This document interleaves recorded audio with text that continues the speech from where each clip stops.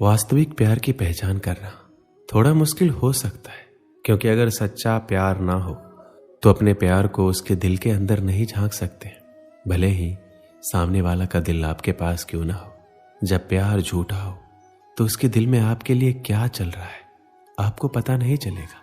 लेकिन ये नहीं है कि अभी सच्चा प्यार बाकी नहीं है, अभी भी सच्ची मोहब्बत है, बस पहचानने की जरूरत है। जिसे भी सच्ची मोहब्बत मिलती है उसकी जिंदगी गुलाब के फूलों की तरह महक जाती है और जिंदगी रंगों से भर जाती है। इस महक में बहुत सारी चीजें शामिल हो सकती है, जैसे इसमें आपके भावनाओं की गहराई, सहयोग, विश्वासघात ना करना, संघर्ष की क्षमता, खुशी की संतुष्टि, संयम और निष्ठा, शांति और समझौता शामिल होते हैं। आइए आपको प्यार की 5 ऐसी निशानी बताते हैं जो आपकी जिंदगी खराब होने से बचा सकती है। जब कोई इंसान बिना किसी स्वार्थ के और बिना किसी अपेक्षा के किसी को दिल से अपना मानने लगता है, उसे चाहने लगता है, उसका हर सुख दुख में उसका साथ देता है, उसकी हर मुमकिन मदद करने को तैयार हो जाता है, उसे हमेशा खुश देखना चाहता है और जीवन के खराब से खराब परिस्थिति में भी उसका साथ देता है, उसी को सच्चा प्यार कहा जाता है। सच्चा प्यार आपके साथी को आपकी भावनाओं का महत्व होता है। वह आपकी सुनता है, समझता है, सम्मान करता है। वह आपकी खुशियों को समझता है, आपको क्या अच्छा लगता है, क्या बुरा लगता है। उन्हें एक दूसरे के साथ ज्यादा समय देना चाहिए ताकि एक दूसरे को जान सके। प्यार ईश्वर का वरदान है, इसमें उसकी झलक नजर आती है। जिससे आप प्यार करते हैं तो उसको क्या अच्छा लगता है, क्या बुरा लगता है, ये पता होना आवश्यक है। जहां सच्चा प्यार होता है वहां समझौता करना होता है, कहीं ना कहीं बलिदान करना होता है। जहां झूठा प्यार होता है वहां एक ही चीज होती है, सिर्फ अपना फायदा देखना। अगर सामने वाला इंसान सिर्फ और सिर्फ अपना फायदा देखता है, सिर्फ अपने फायदे के लिए तुमसे कोई चीज करवाता है, सिर्फ अपने फायदे के लिए तुमसे बात करता है, सिर्फ अपने फायदे के लिए तुमको बुलाता है, तो ये चीज झूठे प्यार में ही आ जाती है। फायदा कुछ भी हो सकता है, शारीरिक, मानसिक और भावनात्मक रूप से भी, और वह फायदा सिर्फ अपने लिए ही करता है और हर एक चीज इसलिए करवाता है या करता है क्योंकि उससे उसको फायदा होता है, उससे खुशी मिलती है। तो ये चीज गलत है। जैसे वह इंसान तुमसे तभी बात करता है जब वह फ्री रहता है, जब वह बोर होता है तभी आपसे बात करता है, और जब फ्री नहीं होता है तो आपसे बात नहीं करता है। वह तभी कॉल करता है जब उसको आपसे गलत तरीके से बात करनी होती है। जाहिर सी बात है कि ये झूठा प्यार है, लेकिन तुम इसलिए खुश हो जाते हो कि देखो उसने मुझे कॉल किया, मैसेज किया, और ये सोचना कि वह आपसे प्यार करता है आपकी बेवकूफ़ी है। जहां सच्चा प्यार होता है वहां हम सामने वाले की रिस्पेक्ट करते हैं। जहां प्यार है वहां रिस्पेक्ट होना ही चाहिए, और जहां रिस्पेक्ट होता है वहीं प्यार होता है।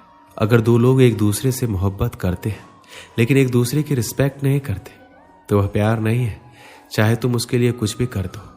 लेकिन अगर रिस्पेक्ट नहीं करते हो तो ये बहुत ही बुरी चीज है।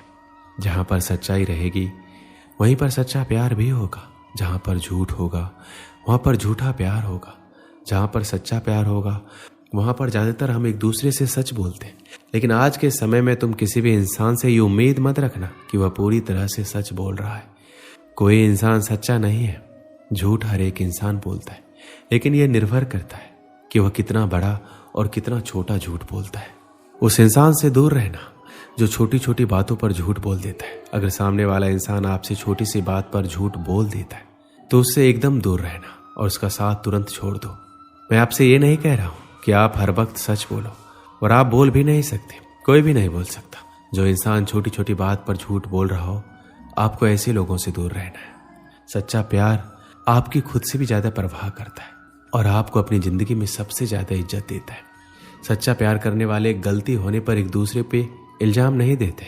प्यार इस दुनिया का सबसे बेहतरीन एहसास है, और जब किसी इंसान को किसी से प्यार हो जाता है तो उसकी दुनिया ही बदल जाती है। वो मन ही मन उसे चाहने लगता है, उसकी खुशी में अपनी खुशी और उसके गम में अपना गम मानने लगता है। अगर कोई आपसे सच्चा प्यार करता है तो आप जैसे हो वैसे ही वो आपको स्वीकार करेगा। वो आपकी तुलना किसी और के साथ करके आपको नीचा दिखाने की कोशिश नहीं करेगा। आप में जो कमियां हैं या जो गलतियां आपसे हो रही है उसके बारे में वो आपसे खुलकर बात करेंगे। और आपको सुधरने का मौका देंगे, ना कि आपकी कमियों और गलतियों की वजह से आपको छोड़ देंगे। अगर कोई आपसे सच्चा प्यार करता है तो वो आपको कंट्रोल में रखने की कोशिश नहीं करेंगे, वो आपके ऊपर किसी भी तरह का दबाव बनाने की कोशिश नहीं करेंगे। अगर वो आपसे सच्चा प्यार करते हैं तो वो आपके पीठ पीछे किसी के साथ आपकी बुराई नहीं करेंगे। आपसे सच्चा प्यार करने वाला इंसान हमेशा आपकी और आपके भावनाओं की कदर करेगा, आपकी हमेशा इज्जत करेगा, आपको सम्मान देगा। वो कभी आपको दुख नहीं पहुंचाएगा और आपकी भावनाओं को ठेस नहीं पहुंचाएगा। एक बार एक बहुत ही बड़ा नेता एक साधु के छोटे से आश्रम में गया। वह साधु के बारे में बहुत सुना था, तो उसके मन में आया कि मैं एक बार जाकर देखता हूं कि लोग उसकी इतनी तारीफ क्यों करते हैं। जब वह उस आश्रम में गया तो वहां पर एक छोटा सा कमरा था जहां पर एक कालीन बिछा हुआ था। वहां पर कुछ लोग नीचे बैठे हुए थे और साधु जी सामने बैठे थे। कुछ सवाल जवाब चल रहा था। वह नेता उस आश्रम में आया और उस नेता के साथ में 4 बॉडीगार्ड भी थे और उसकी ये आदत थी कि जहां पर वह जाता था लोग अपनी जगह से खड़े हो जाते थे और उसकी तरफ देखते थे, हाथ जोड़ते थे और सर झुकाते थे। लेकिन यहां पर ऐसा कुछ भी नहीं हुआ। साधु व्यस्त होने के कारण उसकी तरफ देखा तक नहीं। तभी नेता को लगा कि ये मेरी बेइज्जती है और वह इस बात से गुस्सा हो गया। नेता ने थोड़े गुस्से से साधु की बात को बीच में काटते हुए कहा, मैं आपसे कुछ कहना चाहता हूं। साधु ने उसकी तरफ देखा और बोला, आप थोड़ा रुकिए, पहले मैं इनके सवाल का जवाब दे दूं, उसके बाद मैं आपसे बात करता हूं। तब तक आप अगर चाहे तो आप बैठ सकते हैं। बस साधु का इतना कहने की ही देरी थी। नेता का चेहरा गुस्से से लाल हो गया। फिर उसने अपना सारा गुस्सा साधु पर निकाल दिया। अभी तक वह नेता बहुत ही तमीज से आप कह के बात कर रहा था, लेकिन अब वह तू तड़ाक पर उतर आया। नेता ने उस साधु को कहा, तुझे पता भी है मैं कौन हूं और तू किससे बात कर रहा है? साधु ने उसकी तरफ देखा और कहा, मुझे कोई फर्क नहीं पड़ता कि आप कौन हैं, लेकिन आप जो कोई भी हैं, अगर आप चाहते हैं कि मैं आपके सवाल का जवाब दूं या आपसे बात करूं तो आपको कुछ देर रुकना होगा। और साधु के ये कहते ही नेता गुस्से से पागल हो गया और वहीं सबके सामने चीखने चिल्लाने लग गया, अब मैं तुझे तेरी असली औकात दिखाऊंगा। तूने मुझसे पंगा लेकर ठीक नहीं किया, तुझे पता भी है मैं तेरे बारे में क्या सोचता हूं। साधु ने फिर से नेता की तरफ देखा और बड़े ही प्रेम से कहा, मुझे कोई फर्क नहीं पड़ता कि आप मेरे बारे में क्या सोचते हैं, आप जो चाहे वो मेरे बारे में सोच सकते हैं। फिर नेता ने उससे कहा कि तू चाहे सुनना चाहता है या नहीं, लेकिन मैं तुझे यही सबके सामने बताऊंगा कि मैं तेरे बारे में क्या सोचता हूं। तू कोई साधु नहीं है, तू एक बहुत ही घटिया इंसान है, तू एक ढोंगी है, पाखंडी है। यहां पर जितने भी लोग बैठे हैं उन सबको बेवकूफ बना रहा है। तेरा बस एक ही मकसद है, इन लोगों की जेब में जितना भी पैसा है वह सब तेरे पास आ जाए। तू अपने फायदे के लिए लोगों का इस्तेमाल कर रहा है। अब मैं तुझे नहीं छोड़ने वाला हूं, पूरी दुनिया के सामने तेरा पर्दाफाश करके रहूंगा। लेकिन उसके इतना बोलते ही हल्की सी मुस्कान उस साधु के चेहरे पे बनी रही। यह देखकर वह और भी तिलमिला गया और उसने कहा, अब बहुत हो गया, अब मैं यहां 1 मिनट भी नहीं रुकने वाला, लेकिन अभी भी तेरे पास मौका है।